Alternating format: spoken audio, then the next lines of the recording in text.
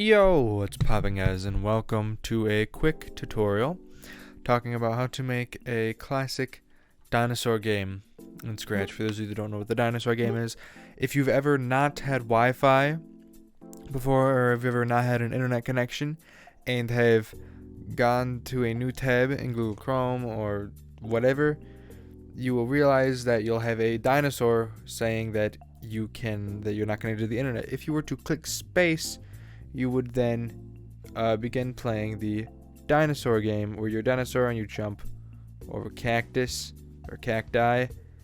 That's what I'm going to be teaching you how to create today. As you see in this, I've already loaded up 3 sprites with some costumes and no code. If you want these, you can look in the link in the description.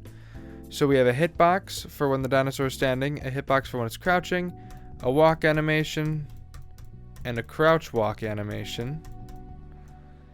And then we have a level sprite, which is really just a line with some little lines. Then you have obstacles, in which case we have a cactus, tall cactus, another tall cactus, and then a group of cactus. Okay. And that is how we are starting. And now I would like to get into it. So I'm actually going to start in level. And the way I'm going to start it is we are going to say, well, basically what we need to do is we need to choose, when to call on, making this run. Because obviously we want this level to move and scroll sideways. So we're obviously going to need to create clones of it and continuously, make it. So here's how we'll do it. Well, first of all, we're going to make this Dino game tutorial. There we go. Perfect. So we'll say green flag. I'll zoom in so you can see better. Very nice. Very nice. We'll have it go to a location. I'm going to have it go to -480x and 0y. You can obviously change this. If you wanted to do like a -100, that might honestly be better. But I'm just going to keep it at a 0 for the sake of simplicity. We'll run a wait 0 seconds just because it helps with Scratch's refresh rate. And then we will create a clone of myself. And now we will decide what happens when we create the clone. So when I start as a clone, we will change our X. We will change our X by 480. So just completely opposing what we just had set up there.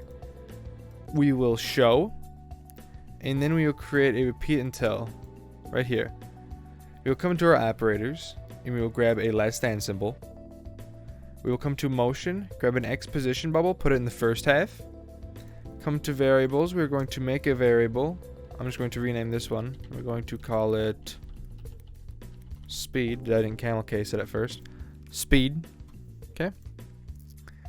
And we are going to change our X. So change X by, grab a multiplication and put it in there. Put a speed bubble in the first half and a -1 in the second half. Then we're going to run a create clone of myself and put that underneath. We're going to duplicate what we made, get rid of that create clone on the very bottom. Take out the speed bubble and change this to a -460. And then keep this as it is. And then delete the clone. So now if we run it, we should see that here's what it does. Very nice. It shows our sprite. So that is what we would like. Very correct. Very true. So that is looking very nice and correct. Now, what I should probably mention is the fact that we probably should actually set a speed. So we'll grab a set speed and we'll set it to 5. I like 5. It looks very nice. And then we get this little effect. Looks very, very nice. And we get the scrolling of the ground. Then again, if you want to move that down a little bit, definitely feel free to move it up. Doesn't really matter. Now let's begin focusing on another thing. Let's move to the Dinosaur. How about that? So, we'll grab a green flag, and we're in the Dinosaur right now. We will have him start off by going to negative 180 and a Y of 13. So if you take a look at what that looks like right off the bat, we'll see puts him right about there. Looking very, very epic. Very epic. Don't we love that? Yeah. So we'll obviously move him up. We'll move him up until we get him where he needs to be. He's getting there. He's working his way up in the world. He's there. There's the man. There's the man, the myth, the legend. Look at him. He looks so comfortable. Anyways, let's continue. We will need to make some variables for him as we go along in this journey. We will make a oh my goodness. We will make a variable called yv, y velocity, and we will set yv to 0. We will show. We will grab ourselves a forever loop, and then inside we will grab an if statement and put it right there. And now we will sense our crouching button. So if down arrow pressed, S pressed, put an and in there, do both, doesn't matter. We will set our YV to -8. Then under here we will do a change YV by -1. That's a -7, -1. And then we will change Y by YV. Okay. Then we will do if right here, touching our level. Okay. We will grab a, well, first of all, we'll make a block called move up, just as like well, I'm a little slow, but just as a little bit of a test in the instance where we're stuck in the floor. And tick run without screen refresh. Put that move up block right there. We'll focus on that thing in a bit. We will then come to our control, grab an if else, put it right there. And we're going to do some stuff here. So we're going to come to operators, grab an and put it right in there. We're going to grab an or, put it in the first slot. Well, actually, I don't need to. If you want to, you can. If you want multiple things for jumping, I do not. So I'm just going to use my arrow keys. So we're going to do up arrow. And put a not in this one. Grab an equals, put it here. And, well, no, actually, we're just jumping. We won't need to do anything fancy. We will set our YV to, I don't know, 10. We'll say 10 for making it look nice. And then 0 otherwise. Let's take a look at what we have. Okay, oh, we fall. Well, look at that. See? So like we're working fine jump-wise. But you see when we let go, we'll fall through the earth. Which is why we need to set up this move up. Anyways, let's quickly set up this move up. All we're going to need to do is come to control, grab a repeat until, put it underneath. And then grab a not.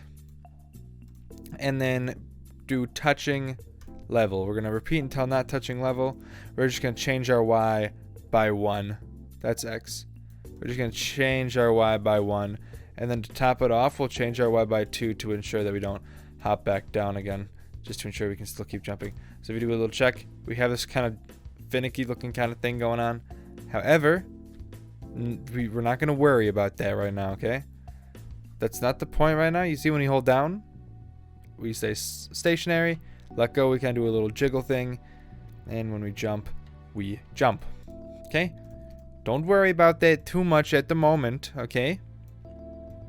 We're not super worried about that.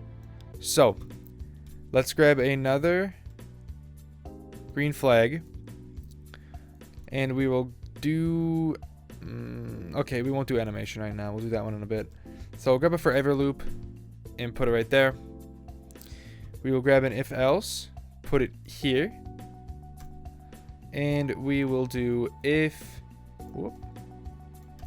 key down arrow is pressed, we will switch our costume to hitbox crouch, else we will switch it to hitbox. Okay.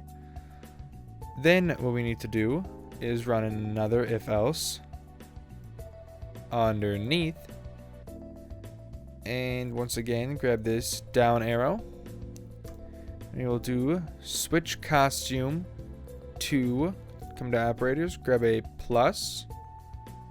Okay, actually we probably should set up the animation thing right now because it's going to be called upon right here. So quickly come up, grab a forever loop, make a variable, call it animation, and we will set our animation to 0, and then a forever loop, we will change our animation by 1, and then we will wait, come to operators, grab a division, put a 1.5 in the first one, and put a speed in the second half. Okay. Anyways, continuing on what we're doing, we will come to operators, grab mod, put it in the first one. Come to variables, grab animation, put it in the first bubble of mod, and put a 2 in the second one. And that, actually, this should be it right there. I'm hoping. I think that should be it. Switch animation to mod of this. Well, actually, +1 and then a +-1 on this one should do it. We're going to hope. So, yes, let's take a look. Okay. Oh, look at that. We kind of got something going on. So, as you see here, we have an animation. However, he looks very jank. So, let me try getting rid of this just as a safe keep, just to make sure. Okay, yeah. We definitely do want those in there. Anyways, we're going to continue for the time being, and I'll come back to that as need be. But yeah. I figured out the issue. So I don't know why I'm having you put 1s here. This first one should be a 5, and the second one should be a 3. And now when you check, you see our animations are fixed. We can jump, we can crouch, everything looks good there.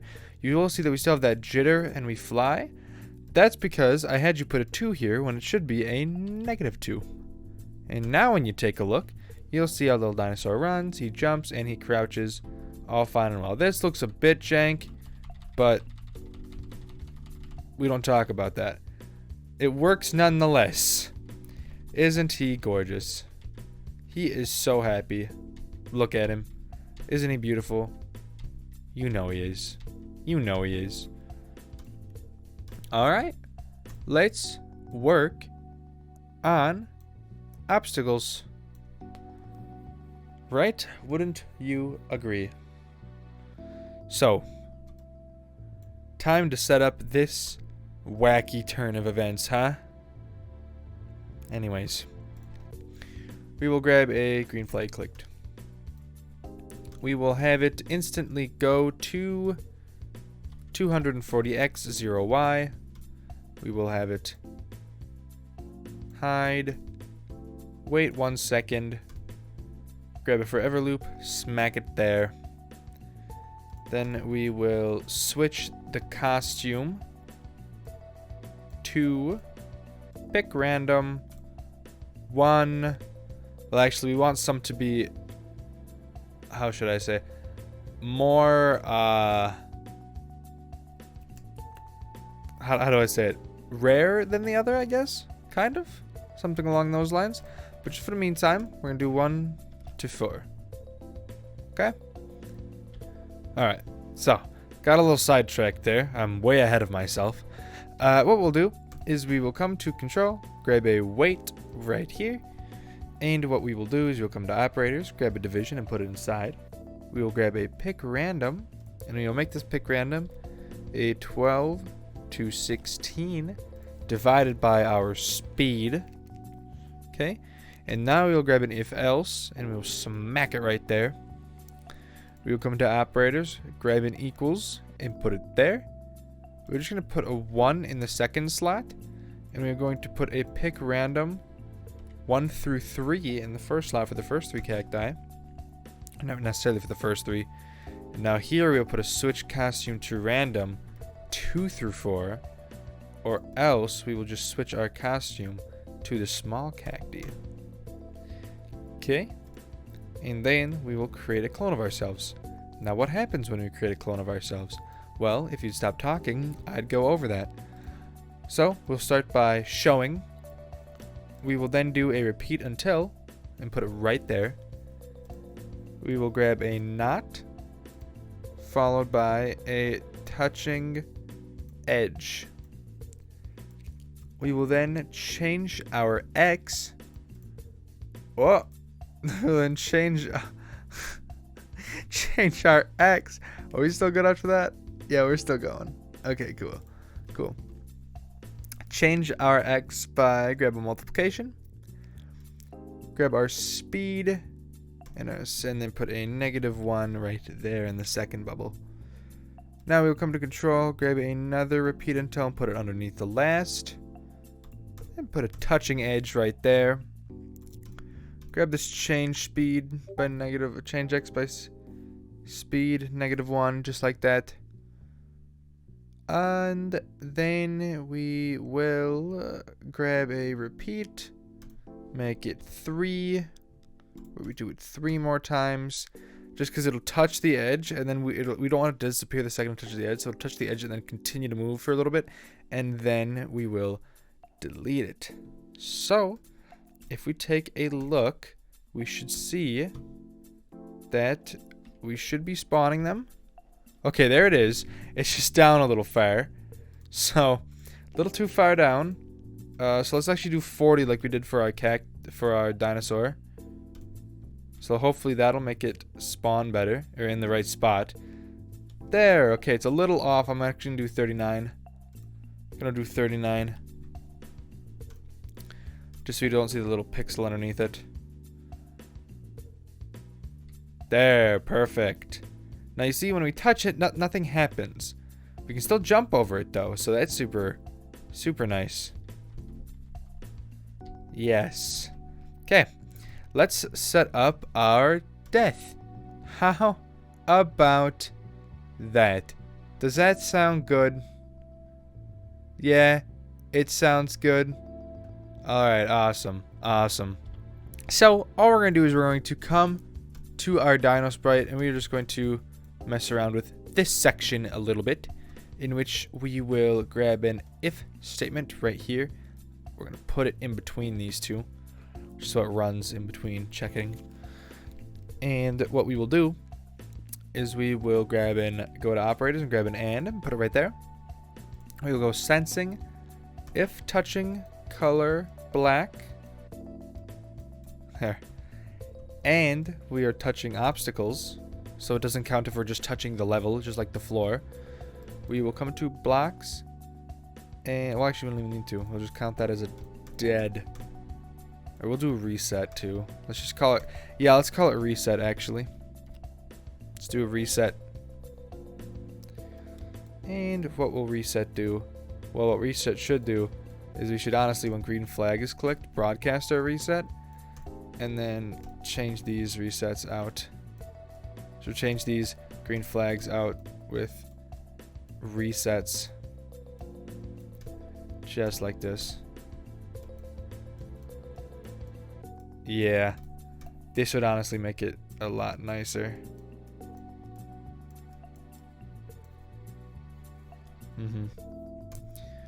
Yeah. Okay, yeah.